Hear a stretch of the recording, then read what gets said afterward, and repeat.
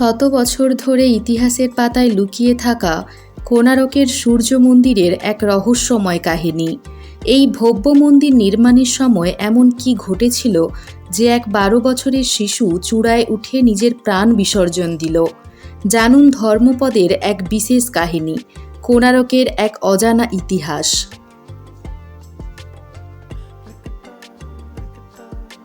13 শতকে কলিঙ্গ সাম্রাজ্য শাসন করছিলেন এক সাহসী ও দূরদর্শী রাজা, প্রথম লঙ্গুলা নরসিংহদেব। রাজা নরসিংহদেব প্রথম কাকতীয় রাজবংশের শক্তিশালী শাসক গণপতির বিরুদ্ধে এক ভয়ঙ্কর যুদ্ধে জড়িয়ে পড়েন। এই দুই রাজ্যের মধ্যে 3 বছর ধরে রক্তক্ষয়ী যুদ্ধ চলতে থাকে। শেষমেশ কাকতীয় রাজার পরাজয় হয় এবং নরসিংহদেব বিজয়ী হন। বিজয় অর্জন করে তিনি বিপুল ধনসম্পদ ও ঐশ্বর্য নিয়ে রাজ্যে ফিরে আসেন। তার বিজয়োত্তর প্রত্যাবর্তনের পর রাজপ্রাসাদে তার জন্য এক বর্ণাঢ্য অভ্যর্থনার আয়োজন করা হয়। রাজমাতা কস্তুরী দেবী গর্বের সঙ্গে তার পুত্রকে বুকে জড়িয়ে ধরেন। বলেন, পুত্র, তুমি তোমার পিতার মতোই নিজেকে একজন শক্তিশালী যোদ্ধা হিসেবে প্রমাণ করেছ। তোমার পিতা শঙ্খক্ষেত্র পুরীতে ভগবান জগন্নাথের একটি ভব্য মন্দির নির্মাণ করেছিলেন, কিন্তু আমি চাই তুমি আর্কক্ষেত্র কোণারকে তার থেকেও বড় ও আরও বেশি ভব্য একটি সূর্য মন্দির নির্মাণ করো। নরসিংহদেব বলেন, মা, সূর্য মন্দির কেন, আর কোণারকেই বা কেন? দ্বাপর যুগে ভগবান শ্রীকৃষ্ণের পুত্র শাম্ব ছিলেন অত্যন্ত সুন্দর এবং কোমল প্রকৃতির।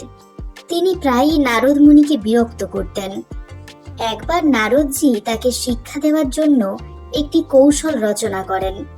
তিনি শাম্বের সৌন্দর্যের প্রশংসা করতে করতে তাকে গোপীদের সঙ্গে জলক্রীড়া করার জন্য প্ররোচিত করেন। নারদের প্রশংসায় মুগ্ধ হয়ে শাম্ব গোপীদের সঙ্গে জলক্রীড়া করার উদ্দেশ্যে এক পুকুরে যান। সেখানে তিনি জলক্রীড়ায় এতটাই মত্ত হয়ে পড়েন যে কিছুই খেয়াল করেন না। এই ফাঁকে নারদজি ভগবান শ্রীকৃষ্ণের কাছে গিয়ে বলেন, শাম্ব এখন গোপীদের সঙ্গে জলক্রীড়ায় মত্ত, যারা শাম্বের মায়ের সমান। এই কথা শুনে কৃষ্ণ প্রচণ্ড রেগে যান। ক্রোধের বশে তিনি শাম্বকে অভিশাপ দেন। বলেন, যে শরীর নিয়ে তুমি এত অহংকার করছো, সেই শরীর নষ্ট হয়ে যাবে। এই অভিশাপের ফলেই শাম্ব কুষ্ঠরোগে আক্রান্ত হন। তিনি রাজপ্রাসাদে ফিরে আসেন। তার মা জাম্ববতী যখন জানলেন যে এই দুঃখজনক অবস্থা স্বয়ং কৃষ্ণের অভিশাপের ফলে হয়েছে, তখন তিনি প্রচণ্ড রাগে ফেটে পড়েন। শেষ পর্যন্ত নারদ মুনিকে ডেকে পাঠানো হয়। নারদজি রোগের সমাধান জানাতে গিয়ে বলেন, সূর্যের প্রথম কিরণ যেখানে পড়ে অরা রাজ্যের এক কোণে, সেই স্থানটি কোণার্ক নামে পরিচিত। শাম্বকে সেখানে গিয়ে সূর্যদেবের আরাধনা করতে হবে, তবেই সে এই ভয়ঙ্কর রোগ থেকে মুক্তি পাবে। অনেক আশা নিয়ে শাম্ব কোণার্কে দীর্ঘ ও কষ্টকর যাত্রায় রওনা দিলেন। চন্দ্রভাগা নদীর তীরে পৌঁছে তিনি কঠোর তপস্যা শুরু করলেন। 12 বছর ধরে নির্জলা উপবাসে বিনা আহার ও জল গ্রহণ না করে তিনি সূর্যদেবের উদ্দেশ্যে প্রার্থনা করতে থাকেন। অবশেষে শাম্বের ভক্তিতে সন্তুষ্ট হয়ে সূর্যদেব স্বয়ং প্রকাশ পেলেন এবং তাকে চিকিৎসার উপায় জানালেন। সূর্যদেব বললেন, আগামীকাল ভোরে তুমি যখন নদীতে স্নান করবে, তখন তুমি আমার একটি মূর্তি পাবে। সেই মূর্তিকে ছুঁলেই তুমি সুস্থ হয়ে উঠবে।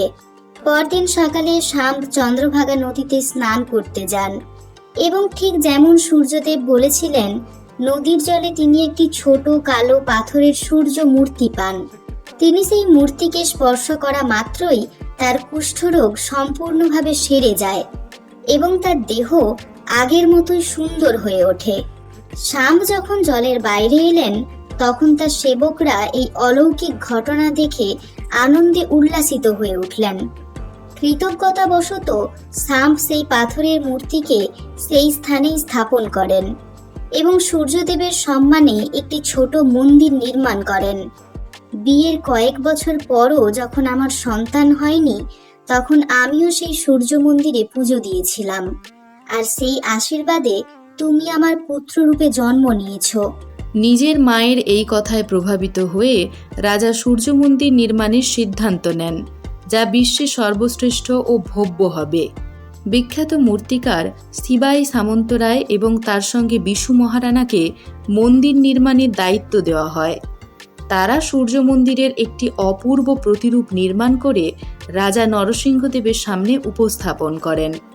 রাজা প্রতিরূপ দেখে অভিভূত হয়ে মন্দির নির্মাণের আদেশ দেন।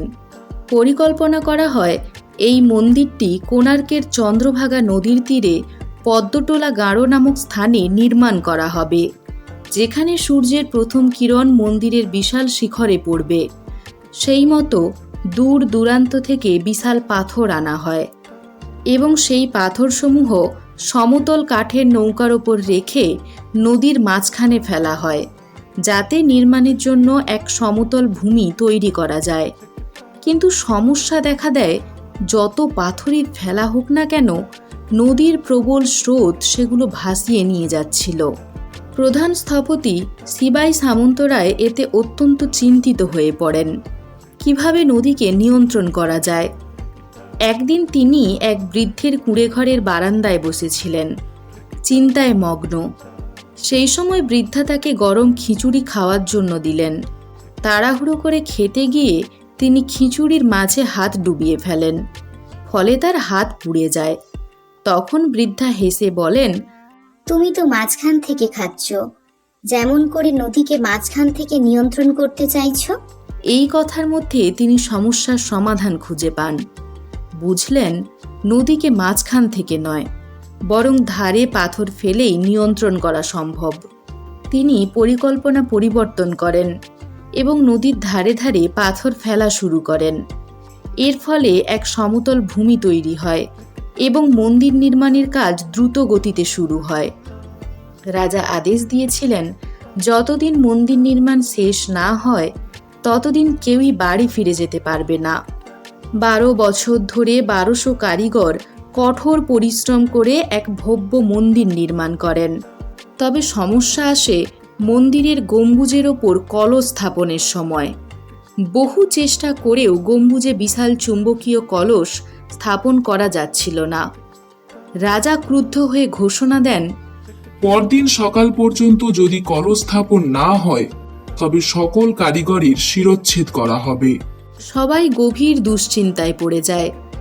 এর মধ্যেই এই মহাভব্য নির্মাণস্থল থেকে দূরে প্রধান স্থপতি বিশু মহারানার পুত্র ধর্মপদ তখন 12 বছরে পা দিয়েছেন।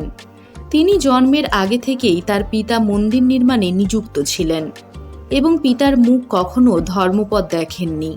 শৈশব থেকেই তিনি স্থাপত্য ও ভাস্কর্যে আগ্রহী ছিলেন এবং পিতার রেখে যাওয়া শাস্ত্র ও নকশা থেকে শিক্ষা লাভ করেছিলেন। 12তম জন্মদিনে তিনি মায়ের কাছে একটি উপহার চান, পিতার সঙ্গে দেখা করার সুযোগ। তার মা আর তাকে আটকাতে পারেননি।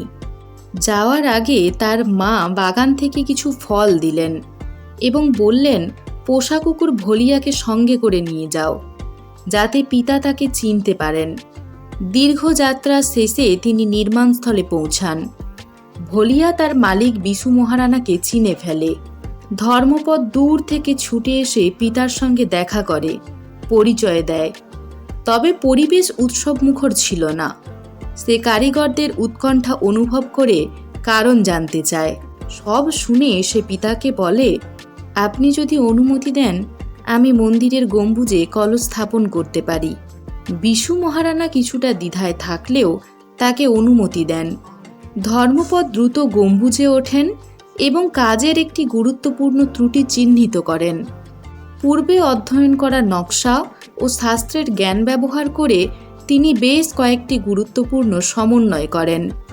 কিছুক্ষণের মধ্যেই কলস সঠিকভাবে স্থাপিত হয়। কলস স্থাপন হতেই এক অলৌকিক ঘটনা ঘটে। গম্বুজের ভেতরে লুকিয়ে থাকা চুম্বকের প্রভাবে সূর্যদেবের বিশাল মূর্তি শূন্যে ভাসতে থাকে। নিচে দাঁড়িয়ে থাকা কারিগররা আনন্দে উল্লসিত হতে থাকে এবং তাদের মন গর্বে ভরে যায়। কিন্তু কিছু কারিগর রাজার ভয়ে বেশ চিন্তিত হয়ে পড়েন। তারা ভয় পান যে যখন রাজা জানতে পারবেন যে কাজ 1200 কারিগর মিলেও করতে পারেননি সেটা এক 12 বছরের ছেলে করে দেখিয়েছে, তখন রাজা নিশ্চয়ই ভাববেন আমরা নিজের কাজ ঠিকমতো করিনি, আর তিনি আমাদের মৃত্যুদণ্ড দেবেন। এই কথা শুনে কিছু লোক যুক্তি দিলেন ধর্মপদকে চিরতরে চুপ করিয়ে দিতে হবে। বিশু মহারানা, যিনি পিতা এবং প্রধান কারিগর ছিলেন, তিনি তার কর্তব্যের মাঝে বিভ্রান্ত ও চিন্তিত ছিলেন। তিনি এই মতের বিরুদ্ধে ছিলেন। পরিবেশে উত্তেজনা বাড়তে লাগল। ধর্মপদ এরকম পরিস্থিতি দেখে বুঝতে পারলেন যে তার সফলতা তার পিতাকে কতটা চিন্তায় ফেলেছে। এই কারণে তিনি একটি হৃদয়স্পর্শী সিদ্ধান্ত নিলেন। চোখে অশ্রু নিয়ে জনতার ভিড়ে থেকে ধীরে ধীরে মন্দিরের শিখরে উঠলেন। কিছুক্ষণ পর তিনি সেই কলসের ওপর দাঁড়ালেন যা তিনি সম্প্রতি স্থাপন করেছিলেন। আকাশের দিকে তাকিয়ে সূর্যের প্রথম কিরণ দেখলেন। মনে হলো সূর্যদেব তার আশীর্বাদ দিচ্ছেন। ধর্মপদ মন্দিরের শিখর থেকে নদীর প্রবল জলে ঝাঁপ দিলেন। এক ছোট ছেলে, যিনি এত বড় মন্দির তৈরি করে অদ্ভুত শিল্প ও স্থাপত্যকে সর্বোচ্চ গৌরব দিলেন, জীবনের জন্য অন্যদের জীবন বাঁচাতে নিজের জীবন উৎসর্গ করলেন। কিছুক্ষণ পরে রাজা নরসিংহদেব মন্দিরের সামনে উপস্থিত হলেন। মন্দিরে জ্বলজ্বল করতে থাকা সূর্য দেবতার ভব্য মূর্তি দেখে তিনি খুব খুশি হলেন এবং সিবাই সামন্তরায়ের প্রশংসা করতে করতে বললেন, মন্দিরের প্রাণ প্রতিষ্ঠা মাঘ মাসের শুক্লা সপ্তমীতে সম্পন্ন হবে। সিবাই সামন্তরায় বললেন, তিথি ভালো রাজামশাই, কিন্তু মন্দিরের প্রাণ প্রতিষ্ঠার জন্য এটি সঠিক সময় নয়। তবুও রাজা নরসিংহদেব জিদ ধরলেন এবং ঠিক সেই তিথিতে প্রাণ প্রতিষ্ঠা করলেন। কিন্তু খুব দ্রুত মন্দিরে কিছু রহস্যময় ঘটনা ঘটতে লাগল। সবচেয়ে আগে মন্দিরের এক বিশাল সিংহের মূর্তি পড়ে গেল। ধীরে ধীরে অনেক পাথর পড়তে শুরু করল।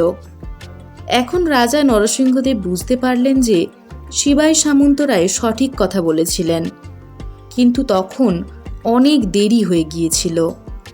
বছর পেরিয়ে এই মন্দির এবং এর আশেপাশের এলাকা গাঢ় জঙ্গল হয়ে গেল।